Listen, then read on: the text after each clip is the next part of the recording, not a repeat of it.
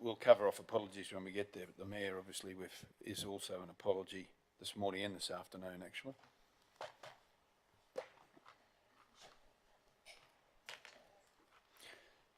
Thank you, Wendy. Well, welcome everyone, welcome to councillors for this special meeting of council to endorse Budget Review 2.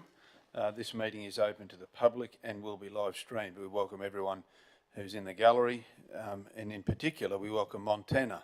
Today, Montana, welcome to you, a work experience for media team. In fact, this week, Highfield State School, Montana, so welcome to you. Great to have you in the gallery.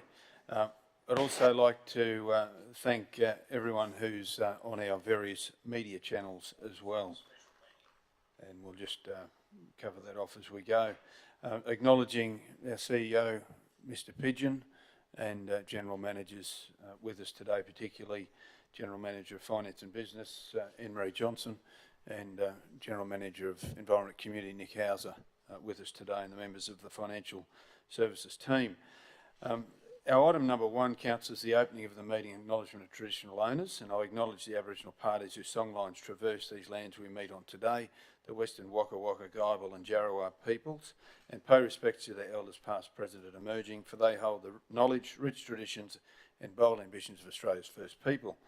Item number 2 is the attendance, apologies, leave of absence, granting leaves of absence and declaration of conflict of interest. We do note we have apologies already recorded for Councillors O'Shea and Councillor Summerfield, so there's no resolution required.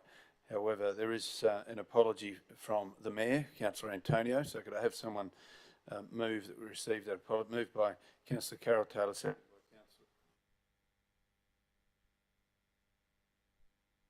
by Councillor Becker.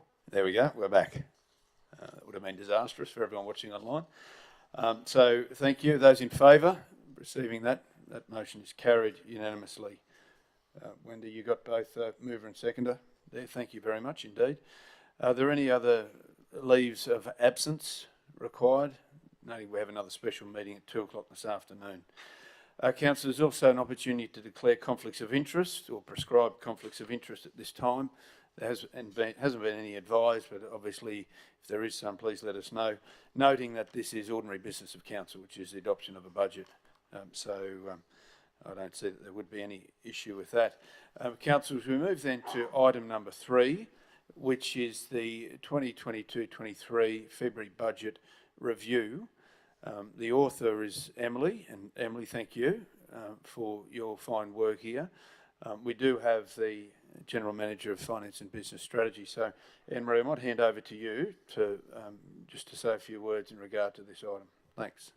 Good morning, councillors. So, presenting the amended budget for your consideration this morning, and this is following an extensive review from each of our operational areas. So, this amended budget does forecast a reduction in this surplus as previously forecast. So, that reduction of $2.7 million to a new operating surplus of $728,000.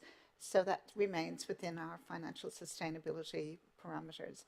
And when we look at the last 5 or 6 years of operating, we've had a couple of hiccups there, but we have certainly remained within the sustainability parameters. So the year that we provided pandemic relief to our ratepayers, we had an operating deficit, and last year we had an actual operating deficit, and that was as a result of timing around flood recovery works, the income coming in and the actual expenditure happening, particularly around emergent works.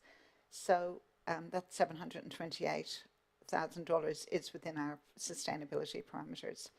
A significant increase in capital, up to $173 million.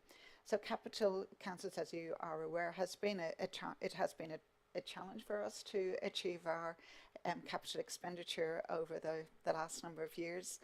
But when we look at historically what happens in this last quarter, what our actual commitments are to date, and a review of each project within our programme of capital expenditure, we're confident of achieving this forecast and recommending to you adoption of this budget.